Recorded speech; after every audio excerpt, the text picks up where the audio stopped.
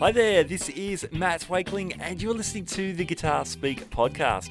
This is the show that I produce in Sydney, Australia, where I speak to leading guitarists and guitar figures from all around the world. Thank you so much for joining me today. Now, today is our NAMM wrap-up. Now, this happens every year. NAMM happens in January. I do a wrap-up in around April. Now, what I tell everyone is that, a lot of the gear from NAMM isn't available until April, May, June, or beyond.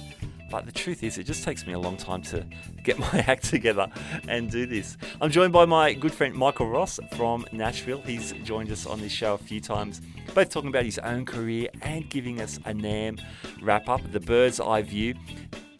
I'm also joined by my friend Gavin Moar from Cote Guitars, fantastic guitar and amp technician, and we give our armchair view of NAMM, having a look via the World Wide Web and checking out the gear and having a yak about stuff that caught our eye. So good times. Going to kick off with Michael, and then we'll continue from there. Let's jump in. I usually run a couple of months late. I always think, gee, I should get onto this early, but I never do. But the NAMM catch-up.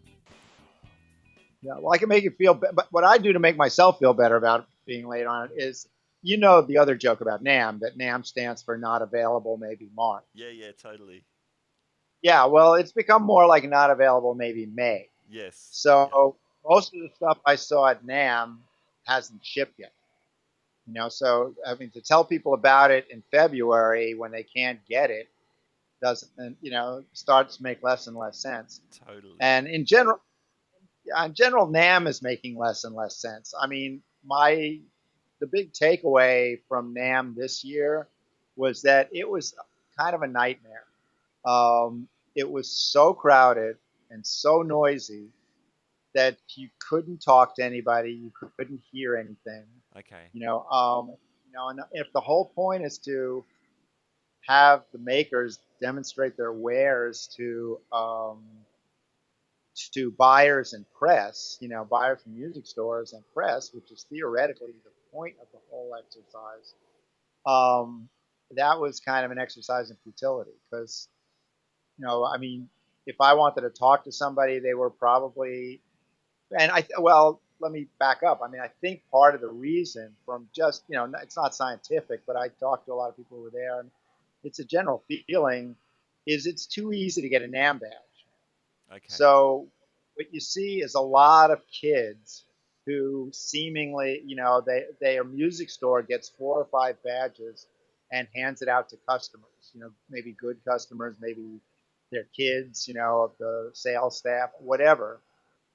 But so you've got all these kids running around, and by kids, I mean, I'm 100 years old, so a kid to me is under 40, but I'm talking kids, people in their 20s who don't look like they're the buyer for a store.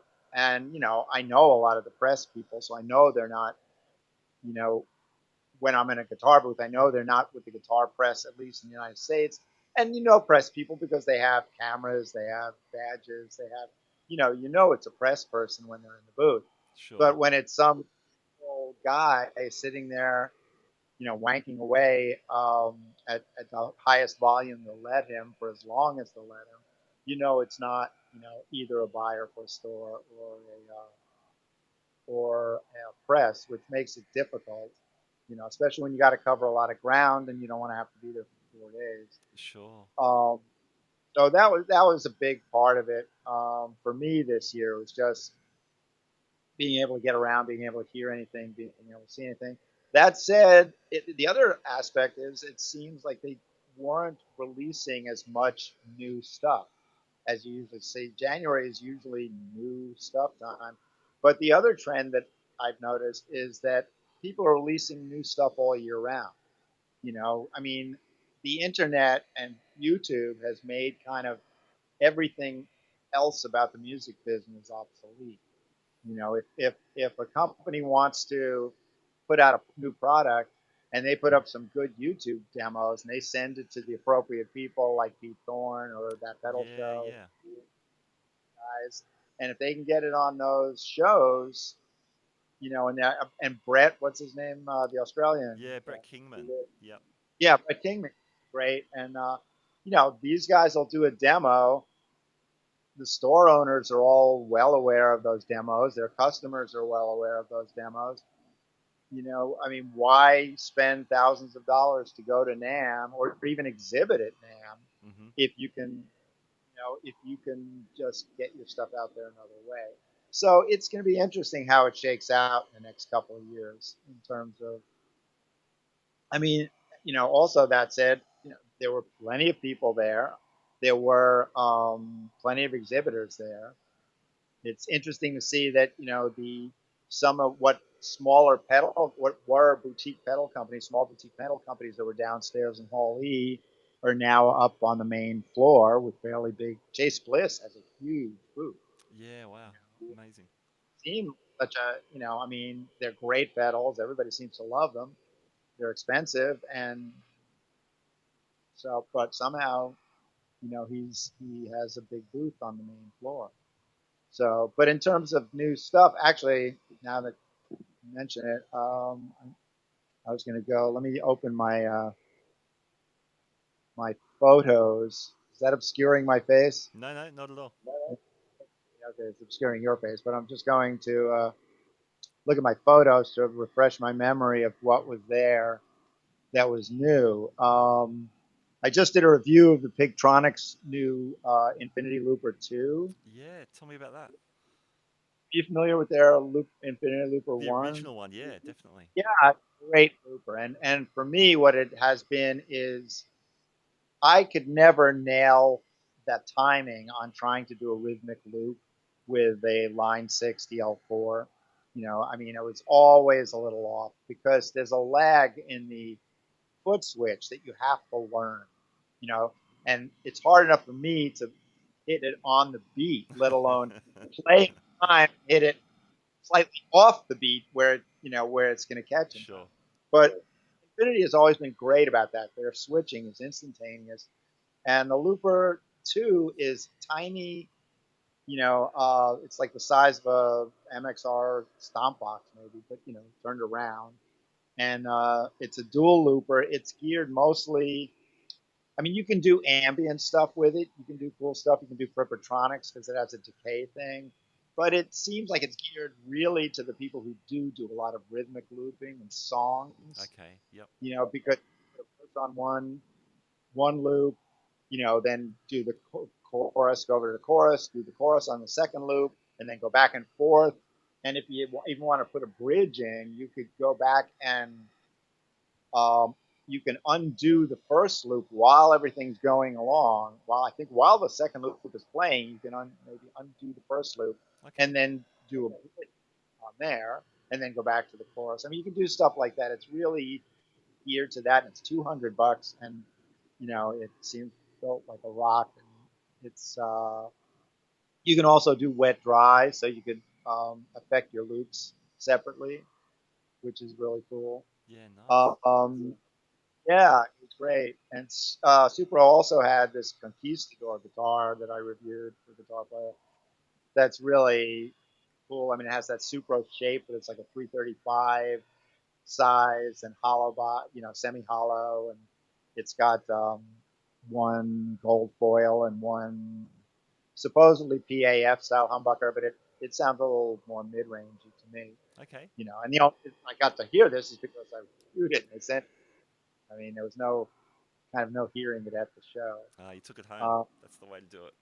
yeah, well, they sent it. They sent it to me after the show. David Coltai is amazing. I mean, he's posting Facebook posts. He's the only guy. He goes down to the factory now, and he's putting everything together and shipping everything. He's just an amazing, really driven guy, and he's been doing great, coming up with great stuff.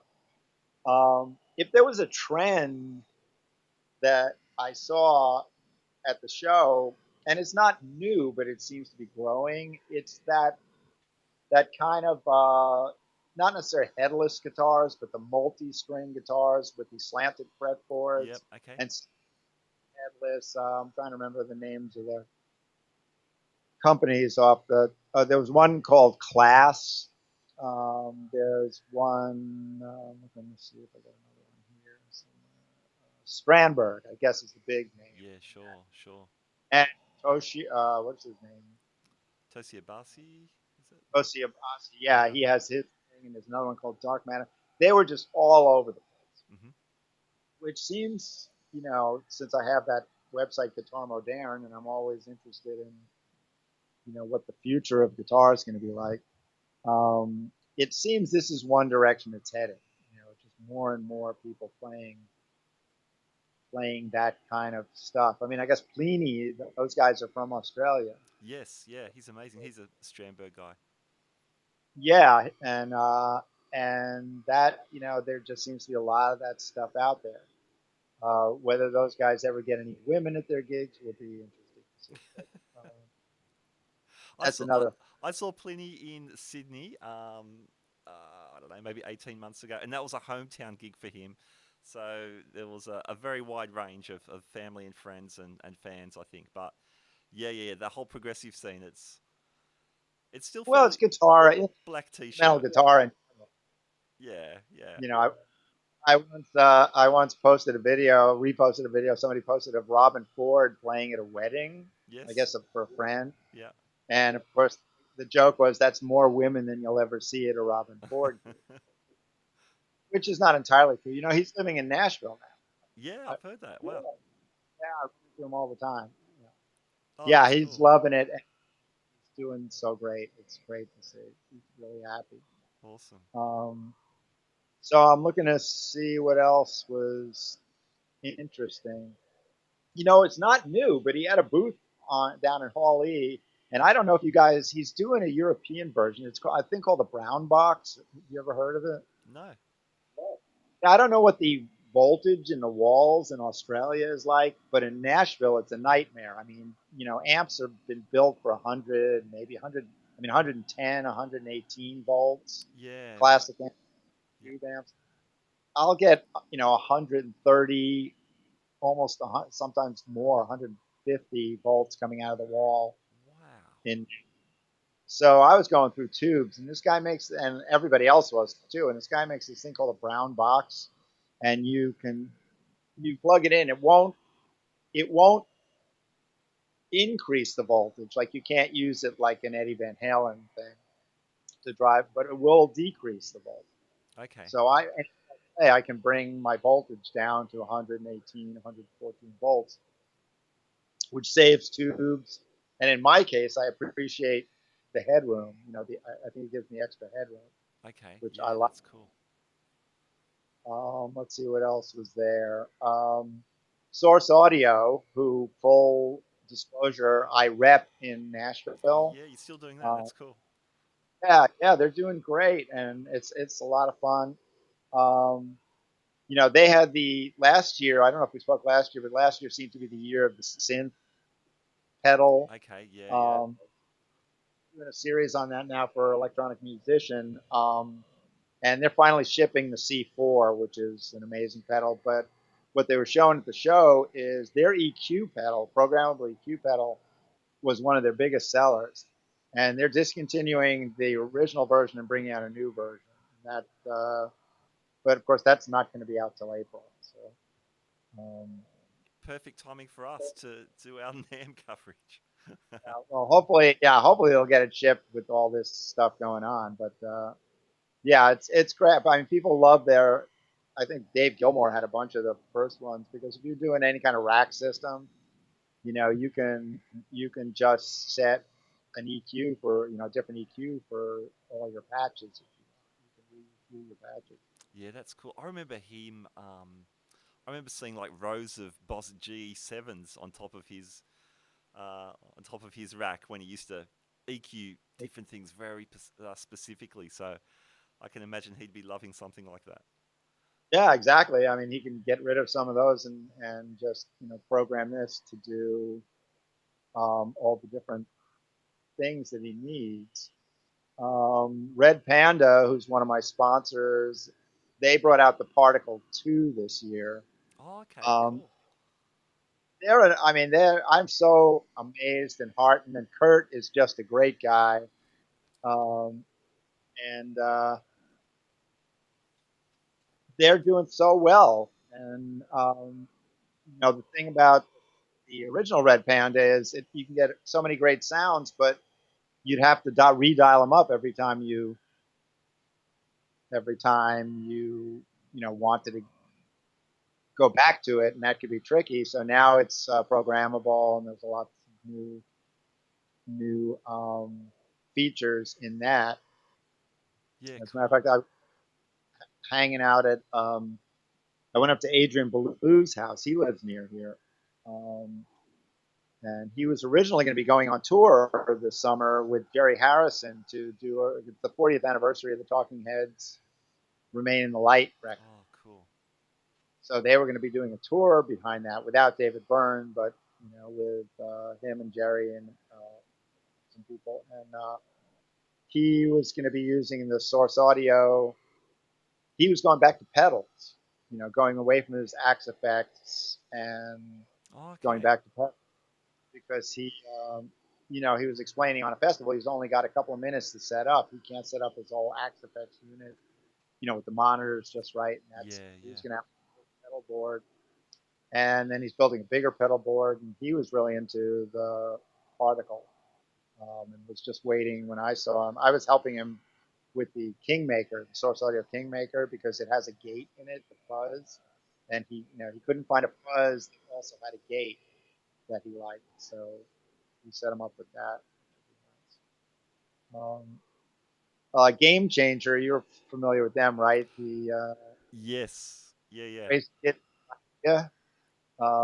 They had a reverb this year that was pretty amazing. Also, it uses some sort of light to. I saw that. I saw their Bigsby pedal as well, which looked crazy. But yeah. What was the deal with that reverb?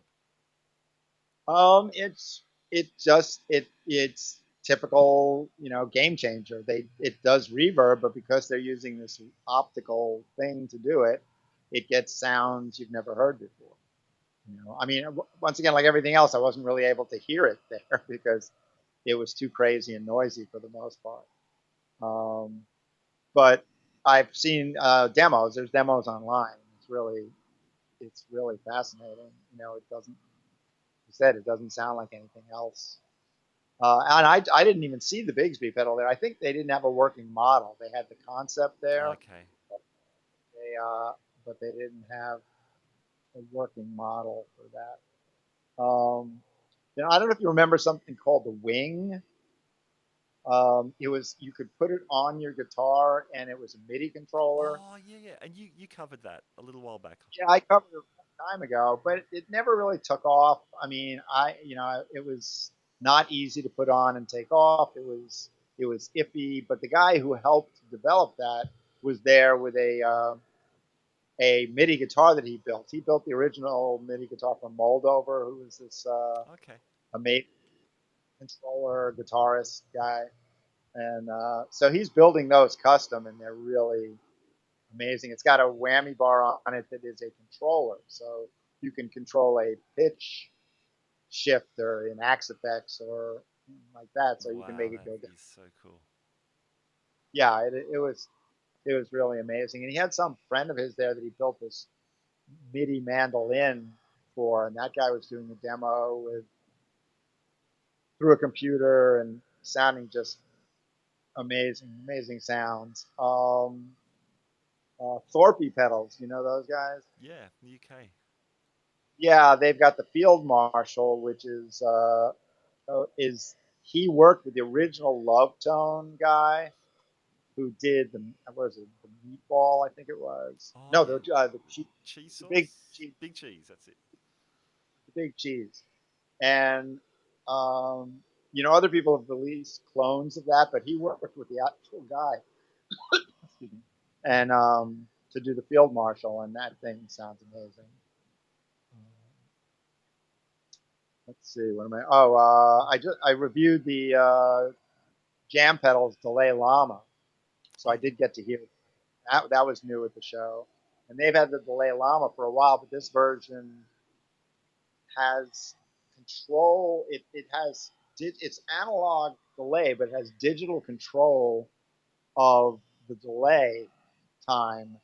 So they have settings where it will you can set it up to kind of sequence the delay time and get pitch. It'll change the pitch. When you change the delay time on an analog delay, the pitch changes. So this will change that pitch in sequenced manner, very controlled and, or crazy manner. So you can get like vibrato effects. You can get sequenced effects, and there's other pedals, other delay pedals that have done that, but they weren't analog; they were digital. Like you can do stuff like that with the Source Audio Nemesis, and it sounds good, and that's a good sounding pedal. But the Delay Llama sounds amazing. I mean, because it's analog, just sounds gorgeous. And, so that was a really interesting pedal. But oh yeah, the winner from my point and complete champion of the show was the Ranger minibar pedal. Have you seen anything about that? No, tell me more. It's spectacular. It's tiny. It's a mini pedal, but within that mini pedal, it's a distortion. But in that mini pedal, there's a little plastic, like almost pill cup with a cover on it. And you put liquid in that cup and put it into the pedal. And depending on the liquid you put in it, the pedal sounds different. If you put clear one way, like vodka or alcohol or pure alcohol or water, it will sound. But alcohol will sound different than water, which will sound different than hydrogen peroxide, and then coffee will sound different than rum or scotch. Or you can mix them together and put it in there, and every single type of liquid or combination of liquids sounds different, which, it sounds like a gimmick, and it kind of is, except that from everything I've heard, whatever you put, I mean, if you're into kind of normal and or crazy fuzz sound, distortion sounds, it sounds really good. So, for in the studio, I mean, live, you'd have to pick one, although if he sells extra cups, you could, buy separate little cups and have them store, and then for a different tune, you take one out, and take the vodka one out and put the coffee, and it sounds amazing. I mean, it's just so ingenious and so brilliant that We've it made the trip. It virtually made the trip worth it for me, and I didn't even get to really hear it at the show. I just saw it and then watched the demos online. Andy does a great demo, That's because he amazing. actually has two of them. So you can hear it side by side. You can hear one liquid in one and one liquid in the other. We've It's, said this before, but I just love it that there are still crazy guys out there in pedal land building this stuff and bringing it to an NAMM or getting it out there somehow. Yeah, it's heartening that people are there's the mad professors still creating all this stuff when you think you've seen it all. yeah, I mean, and even what I find even more heartening is they're doing really well. I mean, Kurt at Red Panda makes almost nothing but crazy pedals, that do odd stuff like the Tensor and the Red Panda. And, the Context Reverb is apparently doing really well, and it's a reverb, but he's got a new version of that coming out. But he's doing great. I mean, he just moved to a bigger facility. Jamie and Julie at Earthquaker are doing, I mean, Jamie does, he accedes to people's demands for tube driver type pedals. But given his free reign, he does all these, whacked out the Rainbow Machine and stuff like that. And the Afterneath, which I didn't get to that yet, but they have a version 3 now, which is a unique reverb pedal. I don't know if you're familiar with Anthony Perogue and a band called the Aesthetics. No. You have to check that out. Say it again. What's that name again? The band is called the Mesthetics. It's Messthetics. Okay. Anthony is kind of new generation Nels Klein. He can play any kind of music. He can play country, but he can play full on avant-garde stuff, and he gets amazing sounds and has amazing chops. And he's a big Afterneath fan, and he's been using the old one because it has these special knobs that do weird things to it. And now there's a I'm trying to remember what the let's see if I can find a picture of it. I have the pedal here somewhere. But you can now control the strangeness with an expression pedal, and you can control it. It's like a pitch thing, and you can control it in steps and make it go through steps, and you can get amazing sounds out of it. Very, very different sounds. Um, yeah, and so Earthquaker's been doing that for years, and he's still at it. And given free reign, he'd be happy to do nothing but that. I think. Um, but let's see who else. I don't know if there was anything else wacky there that struck me. Sure. And I don't want to steal your Guitar Moderne thunder either with your annual review, which is always fun. So we'll look Oh, forward to that's that. fine. It'll be I'm still working on it. That'll be a separate entity, and I'll be posting videos of all this stuff so Hmm. people can actually hear them because a lot better than they would at NAMM. Sure. A more traditional area, I guess, or retro area. I mean, Gibson, they were taken over by new people, Yeah.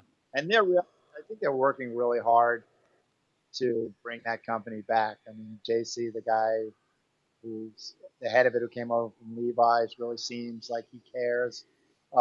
They've got people who love guitars at the top, and it's starting to show. I mean, they had they had Trini Lopez reissues at the show, which were great, and they had a wall of Firebirds that were just all in all these custom colors that Great. just look. You know, they're trying to keep the prices reasonable. Um, I don't know if I ever told you about this company Lock Knob. I don't know if I reported No. about them.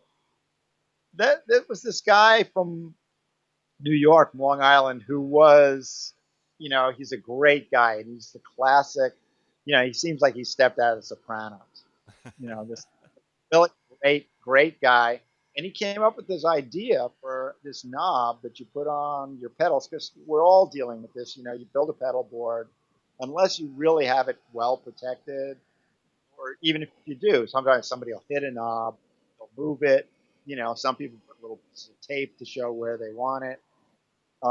But these, you put it on and it locks in place, and it's spring loaded. So you pull it up, you can turn it, but when you drop it down, the spring pulls it down and it won't move. And I thought it was a phenomenal idea, and he's worked really hard at it for years. And Dario, I guess, either bought him out or is distributing it now, so you can get it through Dario. Oh, brilliant. Yeah, it's a great idea just for anybody who has pedals, especially guys, who don't have pedal boards, which in New York actually is a big thing. People don't, they just want to throw all their pedals in the bag and they set them up. And then they're definitely bound to get moved. And if you have a place you like on them, it's great to have that. Line 6 had the Pod Go there, which is their new effects pedal board, which I also just got to review through.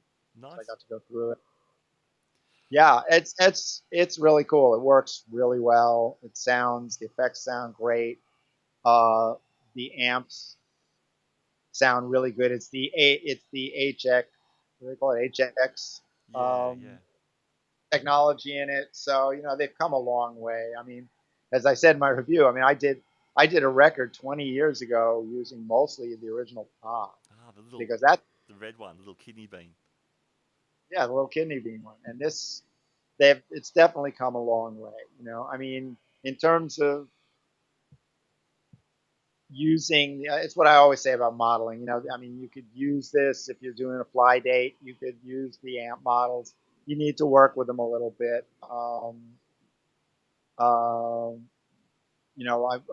what I discovered, and my one caveat, which I told them about, is the amps have a cabinet model in it, and you can adjust. They have a treble roll off in the cabinet model. A Oh, lot of okay. amp, but the default setting they left it at was 8K. And most speakers don't go above 5K. So, my initial impression listening to these amps is that they're a little bit gritty on the top, a little Mm-hmm. digitally, a little sharp, a little edgy. We'll call it what you want. It doesn't sound like what I hear an amp sound. But sure enough, you go into it and you drop that 8K down to 5K, and boom, it's there. All Wow, of a sudden, nice. everything much realer. And I'm not the only one who's discovered this. There was a guy, I started looking around YouTube for guys who are using this stuff, and I think it's Red Shull. Now, Red Shull, he drops it down to 8K on his Helix, so that may sound different either to him or what he's monitoring it through or something. Yeah, sure. But so he seems okay with 8K, but I found I needed to pull it down to 5K. But then also, when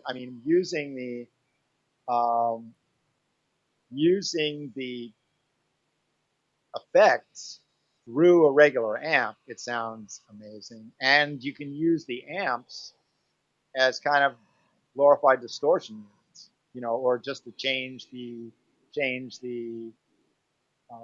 character of the amp you're playing through. So you could be playing through a Fender Twin, but use their Marshall head without a speaker cabinet. You can even use it going direct into the front of the amp, and it will, depending on how you set it, it'll give you more of the characteristics of the Marshall going into the Fender. So it's a great unit, and it's small and built like a tank. Um, what else? What else? It wasn't, you know, that's pretty much the stuff that impressed Yeah, me. sure, sure. I don't know if you're familiar with, on YouTube with a guitar player, singer, Naya Azumi. Don't think so. Yeah. Well, I discovered him through YouTube years ago, like 2 or 3 years ago. And at that time, he was just posting YouTubes of him playing on the streets of Los Angeles, and he does tapping Uh huh. and kind of funky playing and sings.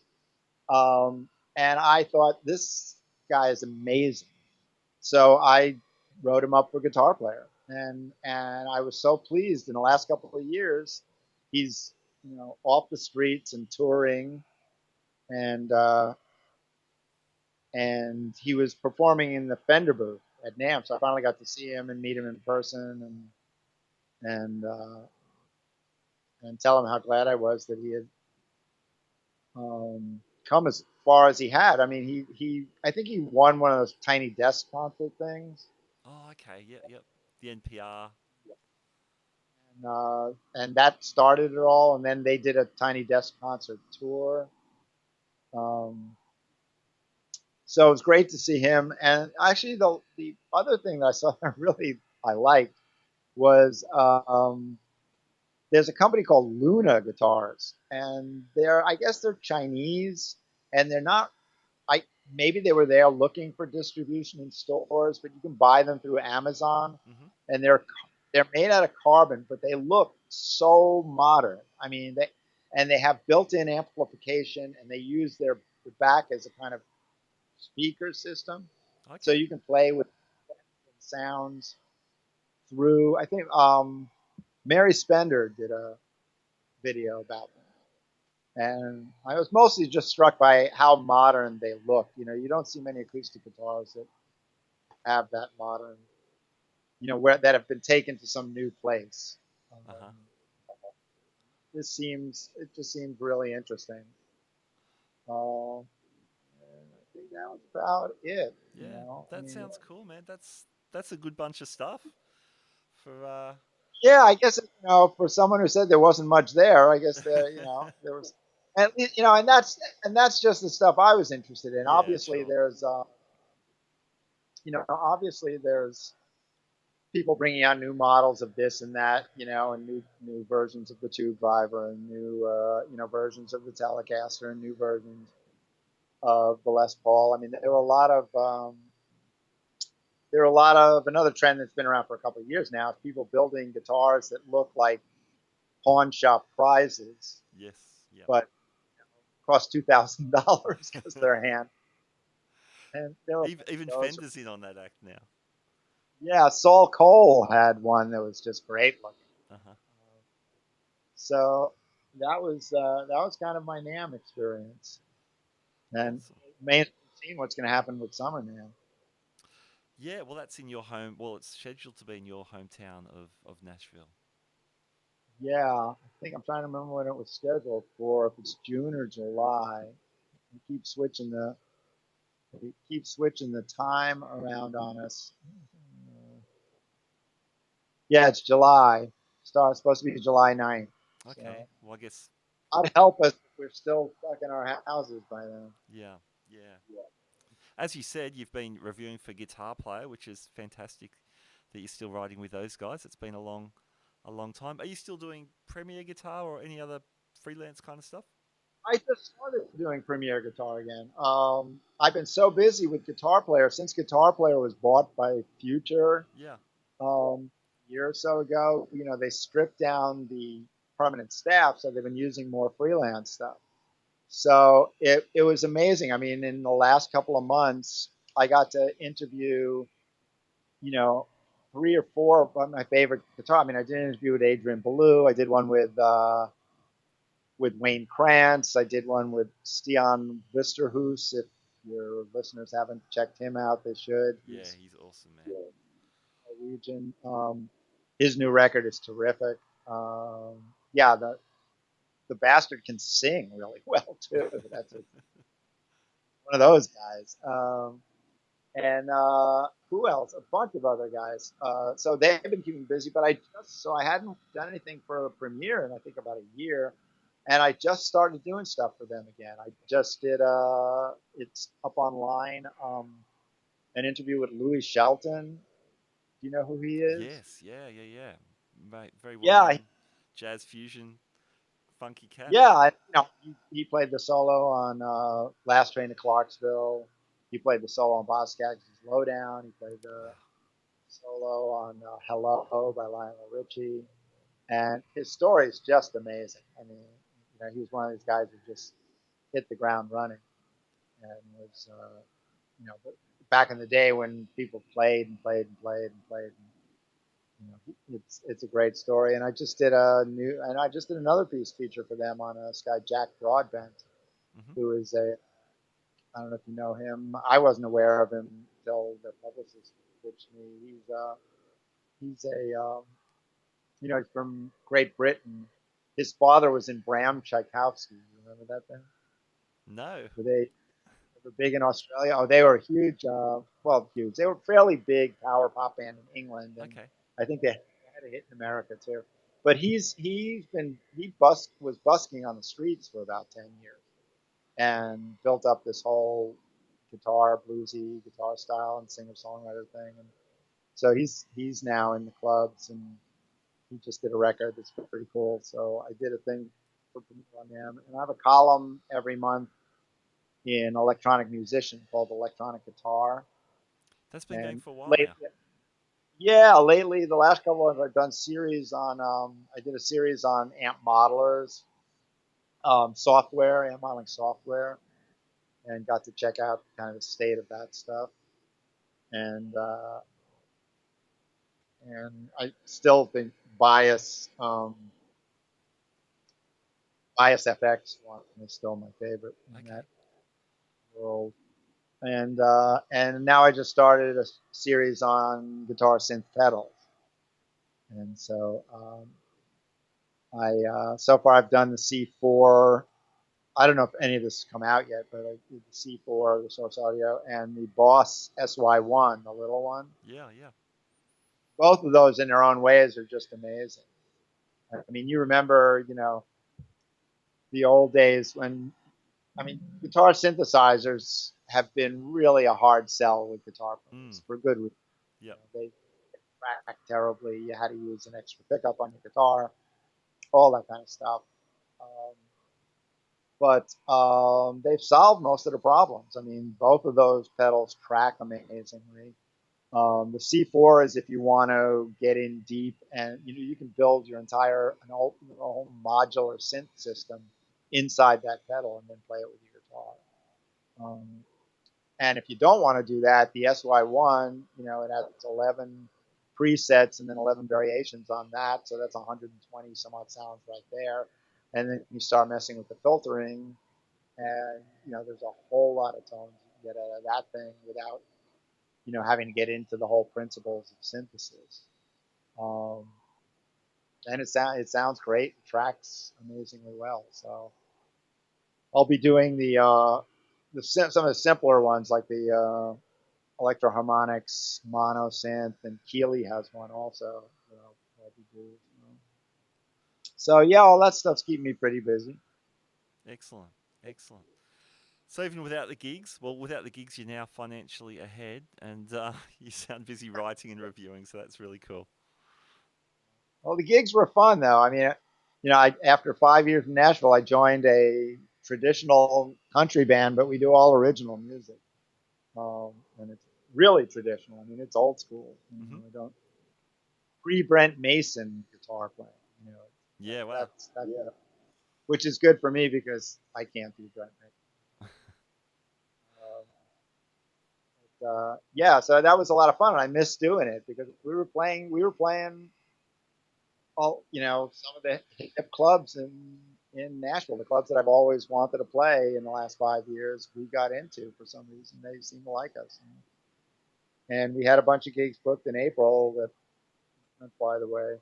So money notwithstanding, I'm missing playing. Yeah, of course. Yeah. I assume you are as well. Yeah, definitely. I've got some very itchy fingers. Well, I've been playing a lot of guitar. Uh-huh. I mean, at home. It's something, as I'm sure the listeners know, it's very soothing.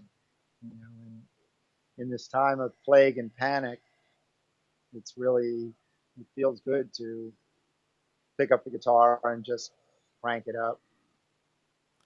Definitely. If you look online too, it looks like a lot of people are using the time. A lot of musicians. All right, let's just make some music again. Yeah, well, that's another interesting. I don't know how much time you want to take, but that's another whole interesting phenomenon.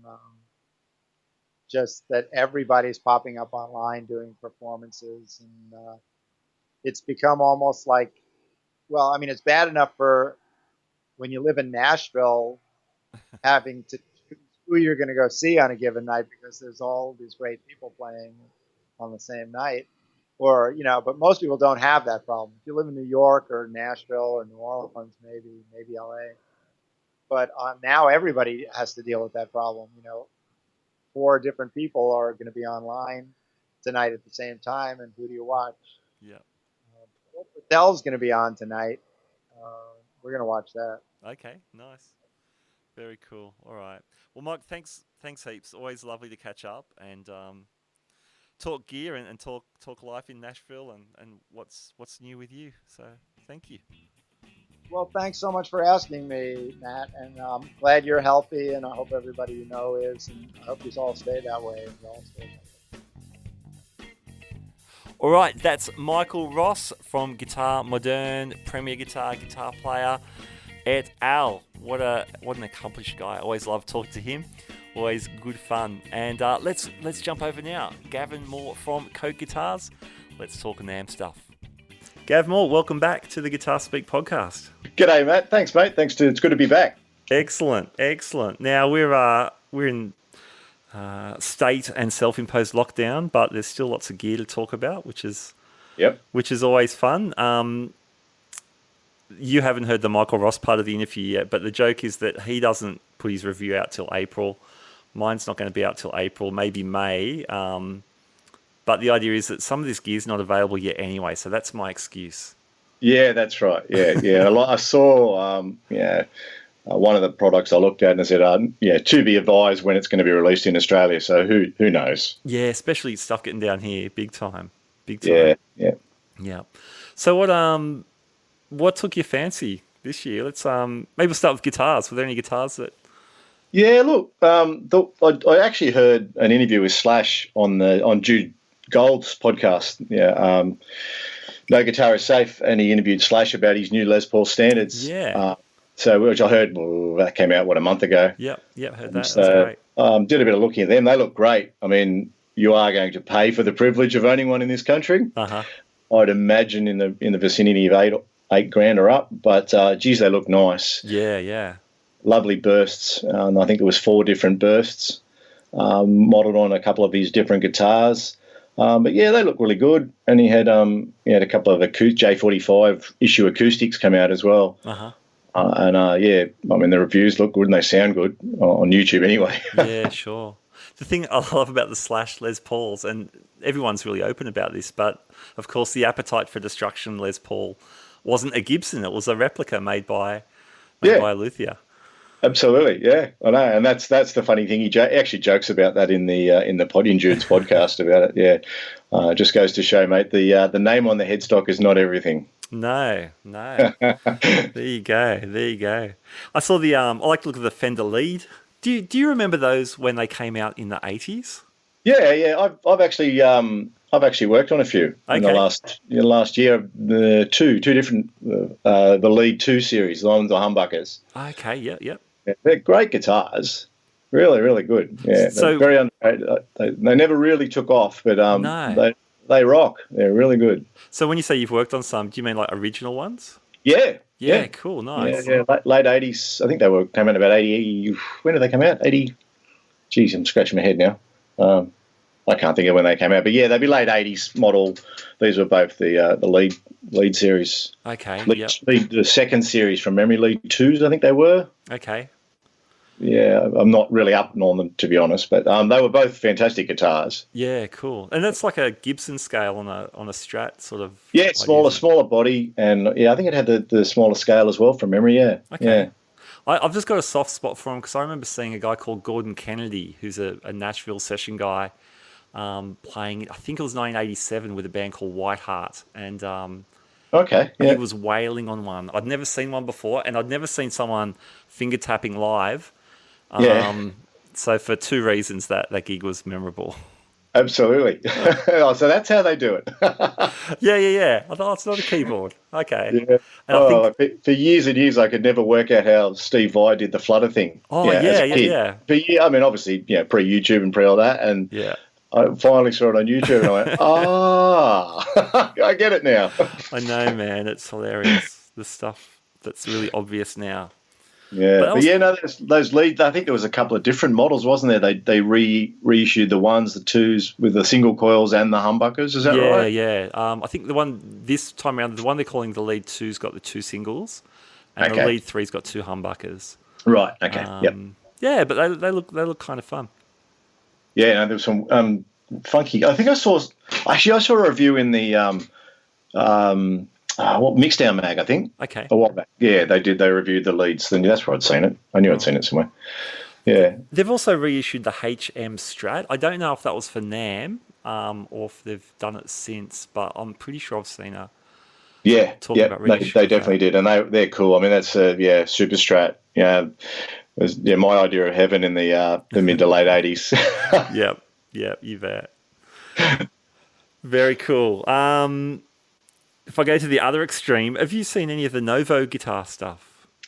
No, I haven't. I'd not even heard of them until you mentioned it last week when we were chatting by text. So I went and had a look. They look fantastic. Yeah, really cool.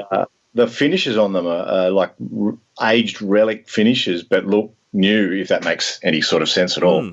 Yeah. But yeah, they really cool website as well. Yeah, definitely very vibey. I can't remember who originally came up with this. I think it was the guy from Fano Guitars. Yeah, it is. That's the dude. Okay, yep. Yeah, that's him. He owns it and runs it. Yeah, I think it's in Nashville, Memphis. American made. Okay, yeah, awesome. I've been watching a YouTube channel. The guy's name escapes me. Young guy, really great. Anyway, never mind. He plays. He plays, and they're like, oh, I want to give him a shout out, but I can't remember. But he's great. Anyway, not to worry. Any other guitars your end? I did like the Tom Morello Strat. Oh yeah, awesome. Yeah. Like big Rage fan and big big Rage fan, but big Tom Morello fan, both as a guitar player and as a human being. Yeah. I just rate him, and yeah, that looks really cool. That's the soul power. Compound radius. Noiseless single coils and I think a Seymour Duncan hot rails, locking tremolo. Yeah, obviously the kill switch. Yes. It just looks the goods. It's just really good looking guitar. Yeah, absolutely. I hope he gets I hope he gets warm wishes every time someone buys a switch to whack in their guitar and make a kill switch. Yeah. I've done a few, I tell you. Yeah.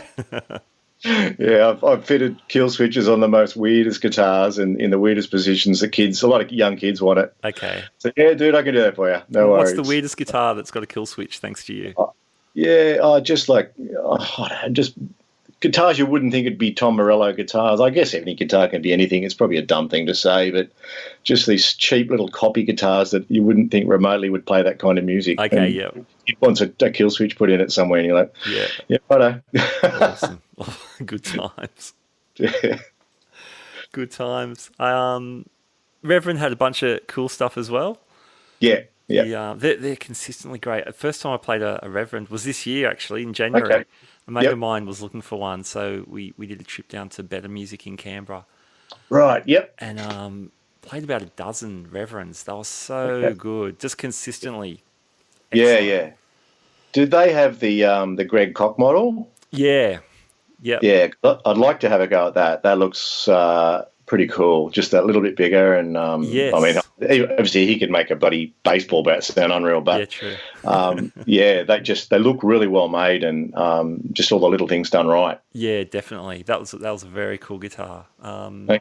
Yeah. Yeah, they're just consistently great. They have I don't know about the signature models, but all the rest of the line, they all have the same neck profile, same frets. Right. Yep. So it's like a 12-inch radius, medium jumbo frets. Just yep. I was curious. I was like, how's that going to work? What if you don't like this neck? You'll never buy a Reverend, but it was so comfy. It seemed like it's the good shape most people could get on with. Yeah, cool. And did your mate buy one? Yeah, he did. Yeah, my mate James. Shout out to James. He got a. What did he get? It looks like a sort of like a Telly, but with a Tune-o-matic, and he's put Bigsby on. Yep. Had a pair of Warhead humbuckers. Yep. But it's got with a bass contour. You could roll them out to feel a bit more single coily, which worked really well. I was right. Yeah, pleasantly surprised with that feature. Yeah, I can't say I know anything about that feature at all. It's I think Yamaha does something similar, but it's instead of having a coil tap, it rolls out a lot of bottom end. Yeah. Oh, sorry. Yeah, I do know what you're talking about. I have heard that. Yeah. Yeah, it's recently someone was talking about it, and I hadn't heard of it. It was the first I'd heard of it. Sure. Anyway, I can't think what it was. Yeah, but yeah. So Reverend, they had a thing called the one I liked the best was called the Warhead, and had 3 P90s in there. Yes. Yep. Yeah, because the Reverend make their own pickups as well, don't they? Yeah. So some of them have the Warheads. Yeah. And some of them have their own in-house. Yeah. So they looked cool. Okay. They look cool. And I was a little bit over the fence already from having played a bunch of them and liked them. Okay. Yeah. What about as you've always got to have the novelty thing, I guess. I think the last one was the gold-plated Ibanez Tube Screamer. That's right. That was our favourite. This year's favourite was the Coronation Signature Strat. Did you see that one? No. Talk me through it. That was some dude had done all the custom shop guys in Fender got a chance to build their own guitar, and I think they were just given carte blanche to do whatever they wanted. Yeah. And I don't know the full story behind it, but basically this guitar was built inspired by the coronation egg, which was a present given to a Russian Tsar and his bride in the late 1800s, and it was like the Fabergé egg sort of thing with the diamond inlays. And anyway, this guitar is gold lilted and has diamond patterns throughout in the neck, everywhere. It's just totally and utterly over the top. and I think there was, for a small price of $500,000 US. Okay. You can grab one. Yeah. It's pretty cool. Sure, your local music shop will order one in for you if you ask nicely. I just want to try it out first. Can you just pull it down? yeah. But it did look cool, though. It did look cool. Nice. I like how there's always something crazy at these shows that. Yeah. Look, I think they've got to, because at the end of the day, a guitar is a guitar, and there's only so much you can push the boundary, especially if your Fender and what you got works. You can't really, because the traditionalists won't go for it. So they've got to do, I think, something of that novelty. And there were some really cool guitars, really nice. A lot of them were just fairly standard, but inspired by different people. And there was a whole heap of them, that's for sure. But obviously, all custom shop stuff, it's pretty good stuff. Yeah, absolutely. The quality is awesome. It's on the custom shop stuff. Yeah. Any acoustics? I didn't really look at many acoustics, and I got No, I didn't. Besides, those two J45 slash ones I looked at. No, I didn't, to be honest, see a hell of a lot of acoustic stuff come through my feeds and the usual YouTube and Insta feeds. Sure. Yeah. To be honest, I don't know enough about acoustics to talk a lot about them anyway. So my natural bent is to, although I've got a nice Maton that I've mainly played cowboy chords on. Look, there's acoustic guitars have always baffled me. I love them, and I've got a Maton 808, Michael Fix. Oh, nice. And it's just, it's a superb guitar. But I think the 808s are awesome. But I can never make it do what I want it to do. But it's another world, isn't it? Yeah, I saw Chris Cheney the other day on Instagram. To see him just before he left LA to come back, and he was just diddling around on his 808. And he just makes it look like it's just so effortless. Just makes you want to throw it in the fire. I don't know what it is. Well, I know what it is. It's talent, but But I didn't see a hell of a lot. Which is, I guess there was stuff released. I just didn't see it. Sure. Yeah. No, I'm kind of with you, as I said. Pedals? Any pedals catch your eye? Look, there was a heap of pedals. A lot of there's only so much you can push the boundaries with the same circuits, and a lot of the times I think people are hearing what they want to hear. That's just my opinion. There's a tube screamer circuit's a tube screamer circuit. Yes, you can tweak it, and yes, you can do things to it, but look, a lot of signature issue pedals, different people putting their name on different pedals. Yeah. I guess the one I liked, I'm a bit of a Wampler fan. Man, that stuff's great. I've always liked Brian's stuff, and I actually used to interact with Brian back in the day, the MySpace times and pedal building day forums back in the early 2000s. But he released that Terraform. Which came with a big fanfare. They sort of hinted at it for a long time what they were going to do. Yes. And it looks unreal. It looks really good. It's sort of like a Swiss Army knife of modulation pedals. I can see it being a really good addition to a working guitarist's pedal board. Yeah. If you wanted to stay that individual pedal route and not go multi effects, because it covers so many different, not genres, but I guess different styles of your standard modulation stuff, your chorus, your vibe. It's got to have a uni vibe on it, otherwise it's not worth it. Yeah. Phaser, tremolo, rotary, envelope filters, all that stuff. But this thing's got MIDI. And it's tap tempo for all of the effects, which I thought was a really cool thing, because quite often, you'll set it on me. I'll set a phaser or something like that, and it's just out of time with the song I'm trying to play along, and my playing's bad enough at the best of times. I don't need that to make me sound worse. So this, I think, is a great idea. You can even your phasers and your choruses and stuff sort of bring them into a tempo that you're trying to play along with, and I think that's a really cool thing. And it was tiny. It was really small. So when if pedal space, real estate's a big thing, like it is for a lot of guys, because you've got to carry stuff around. Yeah. I was surprised how small it was. But it sounds really good, and they've simplified it to make it just easy to adjust on the fly. The effects are all adjusted by the same 5 knobs. Mm-hmm. And you can put an expression pedal on it to expand your possibilities, I guess. But you can run it the 4-cable method, 2-cable method. He's really, and Brian's big thing is he as a guitar player and a working guitar player himself, he sort of really thinks outside the box and delivers all the little things. And I think he's done a really good job on it. Yeah, definitely. There's a couple of really good reviews on it. Pete Thorne does a fantastic review on it on YouTube.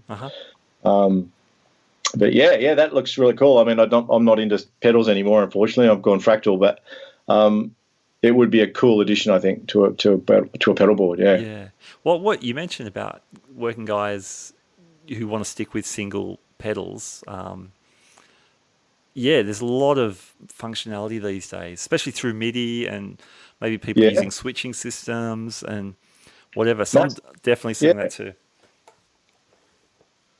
And I think sometimes that scares people off, all that MIDI stuff. But once you get your head around it, the functionality of it is just, it makes life so easy. Yeah, yeah. Especially, like yourself, you're playing in a covers gig, and you've got to cover a genre of different songs and styles, or even in with the one genre. It just works. Just works. Yeah. A couple of pedals I saw which kind of fit into that as well are from Jackson Audio Works. Yeah. He does good stuff, doesn't he? Great stuff, yeah. They've been doing pedals for a few years, but for a long time they were just known like as a boutique amp company. Yeah. And very popular doing all that stuff. But they had a few new pedals this year, which had the MIDI in with a little USB MIDI. Yes, yeah. So, he was really pushing that MIDI functionality and doing it in ways I've not seen before as well, which I thought was outstanding. Yeah. So you had the this NAMM, I think the main ones were the El Guapo, which is probably maybe the greatest pedal name. Yeah, if you're a Three Amigos fan. Which is like a JCM 800 plus some sort of boost in front of it. Yep. But a lot of functionality, like you could scroll through the different clipping stages. Yeah, that's what I thought was his really switching. Yeah. Sorry, that's what I thought was his really cool take on it. Was the MIDI stuff allowed you to bring in all these options for clipping diodes, your style of diodes like your germanium versus just your silicon. And basically changing all those options on the fly with just a couple of clicks. It sounded really good. Yeah, awesome.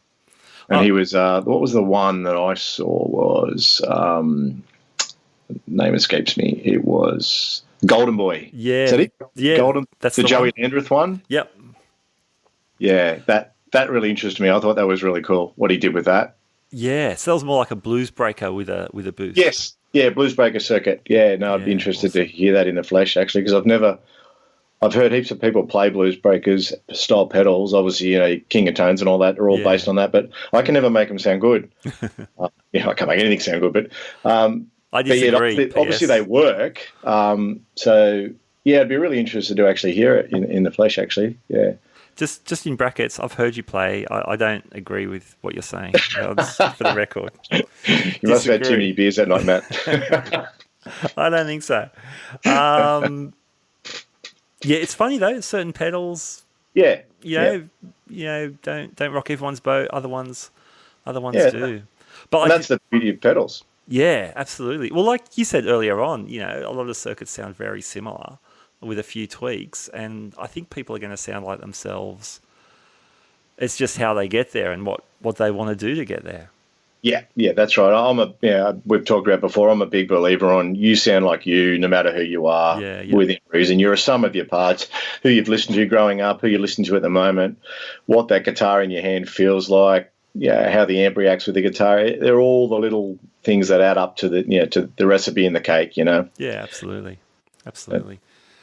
And that's what keeps it fun, I think. Yeah, 100%. But in saying that, I will say that when your tone is on, you definitely play better, And I know personally, if my tone's off for whatever reason, there's just something in the back of my head going, "Oh, it's not right. And it drives me mental. Yeah. Up nights, it's just on, and you feel like you can conquer the world. Yeah, absolutely.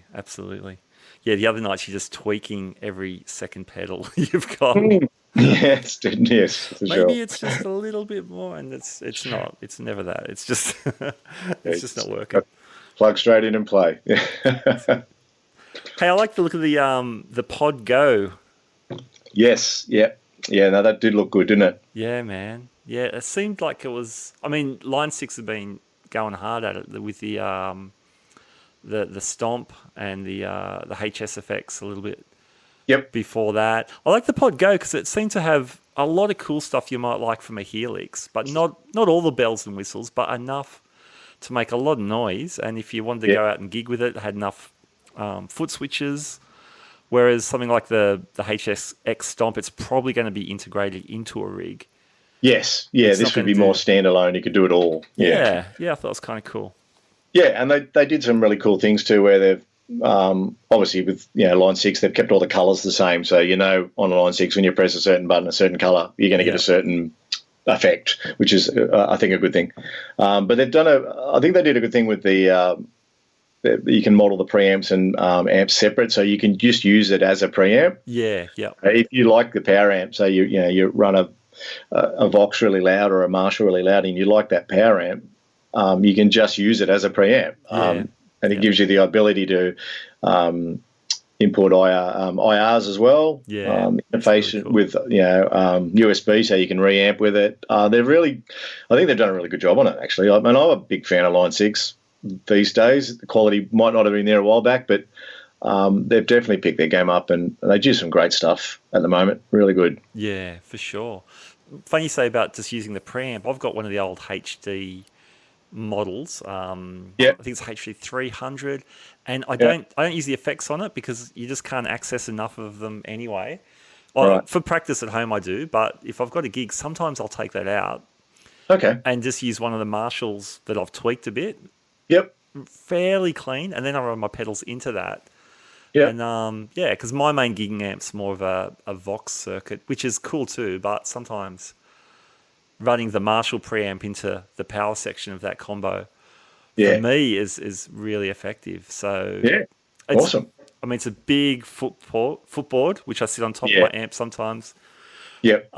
It's a little bit of a dinosaur rig now compared to, say, if I had a HX Stomp or a Pod Go to do something like that. But just the preamps themselves can be really usable.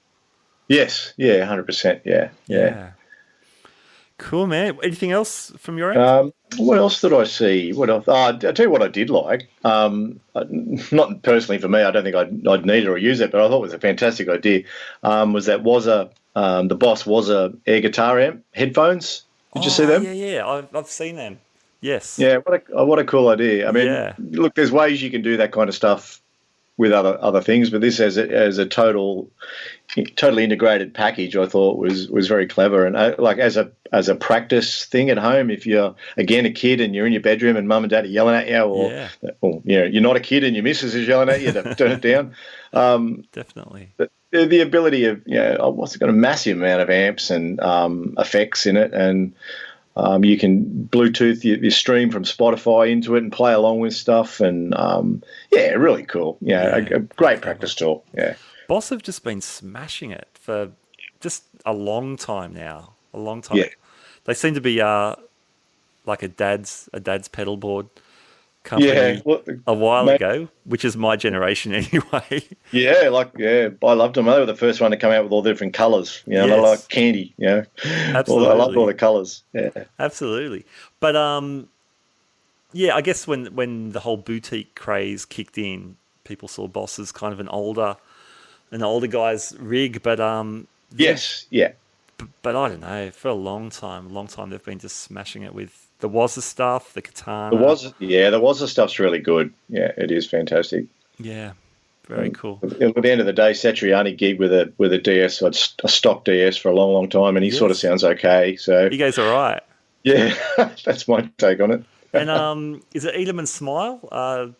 The first David Lee Roth record was Steve Vai with the DS1. Yeah, into a Marshall a lot of the time. It was a Marshall. It was a hot rodded Lee Jackson. Okay.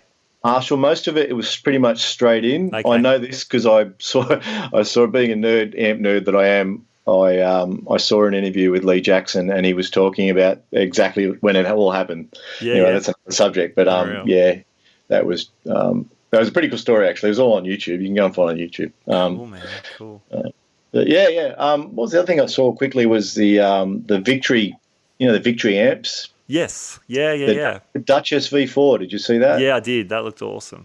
It did, yeah. Again, all this this push towards portability and size, and again, a really cool idea. They've gone with a tube. Essentially, it's a tube preamp. Yeah.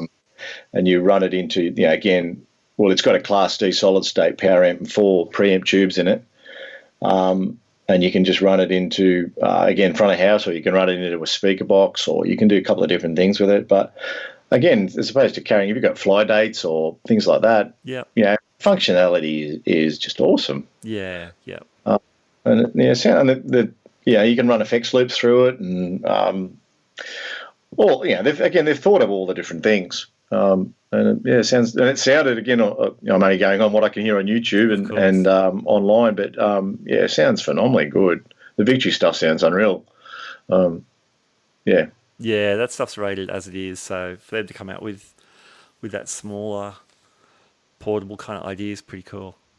Yeah, again, a lot of that stuff seems to be heading in that direction as a trend, I think, which is pretty cool. I like it. Like at the end of the day, we can't always play through JCM 800s cranked. It just doesn't work. Unfortunately, it's just not there for us to do it anymore. But we've just got to look at the different ways of doing the same thing. Absolutely. There's people who bemoan that you can't rock out loud everywhere, and I totally get that, because like you and me, we're guitar players, so it's a given. We would love to do that, but it's cool. There's more and more options these days. If you can't, or if you've got to work in with a certain room or situation. I think now, as technology gets better and better and better, the gulf between obviously the analog, inverted commas, analog circuits and the new modelling stuff is shrinking massively. In the days gone past, you could hear the difference, but these days you can't. Yeah, definitely. I can't anyway. I can't hear. There was one thing I didn't see much of it. It was the Kemper, the Cone DSB speaker. Did you see any of that? No, what's that? No, look, I don't know. I just saw little pieces of it, and I meant to research it, and I've just got it scribbled here. It's like they've come up with some sort of take on a speaker, but a modern speaker where you can, I guess, import IRs into it. Okay. I don't really know, and then model the speaker as opposed to modelling the amp. That's my take on it. But the idea sounded really intriguing.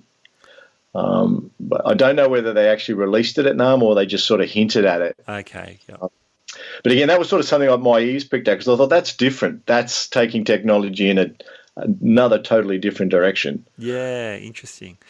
So in modelling, you can have a cabinet that you can then model. Wow, it's a real cabinet, and you can you run a real amp into it and then model it. Yeah, another way of doing something. Yeah, absolutely. Kemper's interesting in that if you put them up against Fractal and Line 6, if they're the three big digital guys, arguably, Kemper's the only one who have a powered head version of their amp. So you do see a lot of guys taking them out. I just actually interviewed Eric Peterson from Testament, and I heard, and for those guys, they're Alex Skolnick as well. They're just lugging Kempers everywhere. I mean, lots of people are, but they're taking the powered one, right? Because they still want to run some speakers on stage, as well as sending front of house their nice clean Kemper tone. Yeah, right. Okay. Yeah, it's good stuff. Like I said, I'm all for it. Even I am a tube amp guy. I wear my heart in my sleeve, but I love the technology. I think it's fantastic, and bring it on. Let's get better and cheaper and keep pushing the envelope. Absolutely. I say this all the time, but it's a pretty good time to be a guitar player. Yeah. Oh, the best. Yeah. Look, best. Yeah. Unless maybe in the early 50s, if you could have just grabbed a couple of those cheap Strats that no one really wanted back then and put them aside, that might have been a better time. But might have been good. True, man. Gav, thanks heaps. It's always fun catching up. And mate, thank you for the opportunity. My pleasure. It's good to chat. Yeah, definitely. Yep. So this is our informed armchair discussion. Absolutely, armchair experts at their best. Yes. Excellent. And what's happening with Cote Guitars at the moment? Yeah, look, slow at the moment, unfortunately, but there's a bit of work. Yeah, a little bit. Yeah, still tinkering along in the garage. Yep. enough to keep me busy while I've been stood down from my real job, inverted commas, for the next 6 months or so. Yeah, fixing aeroplanes. Fixing aeroplanes. Not a need for fixing aeroplanes much at the moment, unfortunately. True. So just fixing guitars. Got a few. Got a couple of old Gibsons and old Martins and double bass, and enough to keep me busy. Yeah, good to hear. Good to hear. Awesome. Thanks, Matt. Cheers. Thanks, Gav.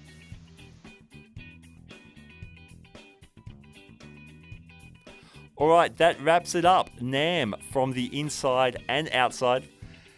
That's the Guitar Speak podcast NAMM wrap up. My huge thanks to Michael and Gav for both joining me. It's always fun talking with both of those guys. Hey, why not head over to Guitar Moderne, check out all of Michael's happenings there, and you can find Cote Guitars on Facebook and Instagram. You can follow some of the cool stuff that Gav's been fixing, repairing, building, whatever. And if you live in the Sydney area, he is highly recommended. All right, my name's Matt Wakeling. You've been listening to the Guitar Speak podcast. Thanks for tuning in, and I'll catch you next time. Bye now.